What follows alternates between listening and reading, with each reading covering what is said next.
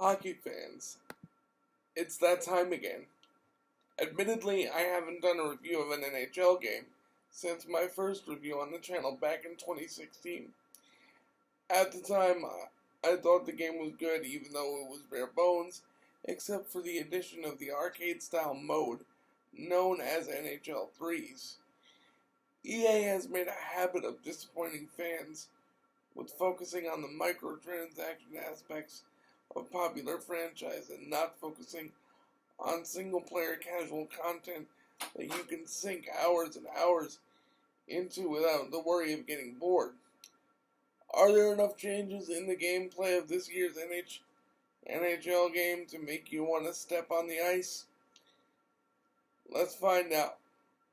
The controls are very simple. There are 4 types of options to control your players right out of the gate. The default setting allows you to shoot the puck using the right stick and the R1 or RT if you're on the Xbox to pass. On defense, the skill stick becomes similar to the hit stick in the Madden franchise, allowing you to check your opponent, while the shoulder button takes the more conservative means of gaining control of the puck by executing a pump check.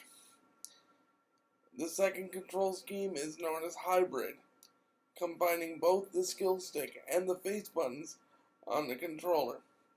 Example: on offense, instead of shooting with the right stick, you press the circle button or B on the Xbox to execute a slap shot.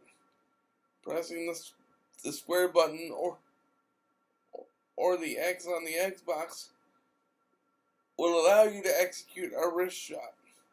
Defensively, the R1 or RT button will function the same way as the default setting. Pressing the square button will allow you to execute a stick lift.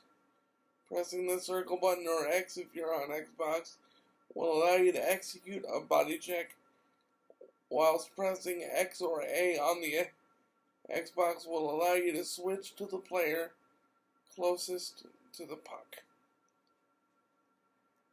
The NHL 94 controls make a triumphant return, and those buttons are simple: circle to shoot, and the X button to pass. And defensively, press circle to body check, and X to switch players. It sounds like a lot, but I promise you, it's easy to get a hang of. Your usual suspects in terms of gameplay modes are all here. Franchise mode, which is honestly pretty self-explanatory. Take control of every aspect of your favorite NHL club, from stadium renovations to setting up promotional giveaways on your calendar.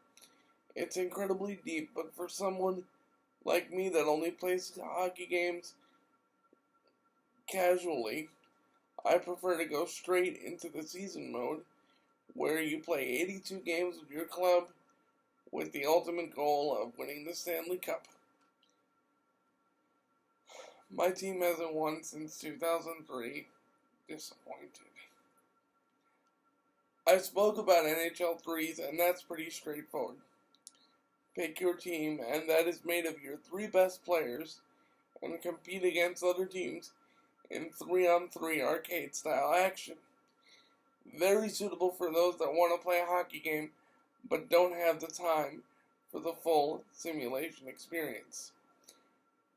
EA SHL has been renamed Champions Hockey League. Plain and simply put, you and your cronies, or brodies, or whatever you call yourselves, can go online, form a team, and climb the ranks to win the Champions Cup. The presentation has changed quite a bit. Gone is the NBC-style presentation, and it has been replaced by a sleeker and more streamlined look. The commentary team has also gotten an overhaul, and Mike Emmerich and Eddie Olczyk have been replaced by newcomer James Cebulski and Ray Ferraro, will go from sideline reporter to color commentator for this year's iteration.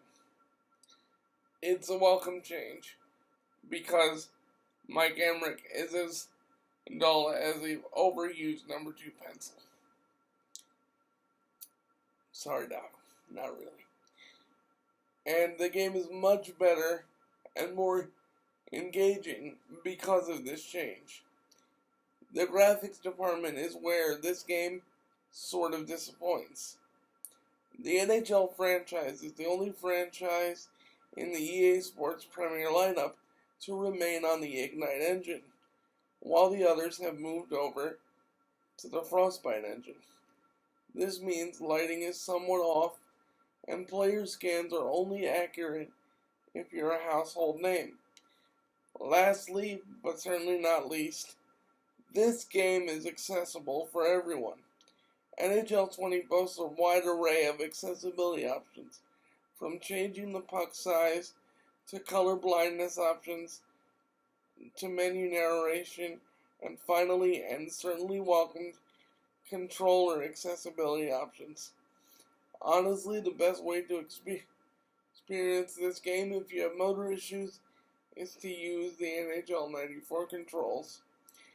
In closing, this year's iteration of NHL is good, but not great. It has certain changes that are welcome, but in my opinion, the game is bogged down by its graphics and would benefit extremely well from a move over to the Frostbite engine. NHL 20 for me gets a 7 out of 10. Until the game's graphics match the progression of the on-ice gameplay, the franchise will always be stuck in the penalty box. Only this time, it's a minor, not a major.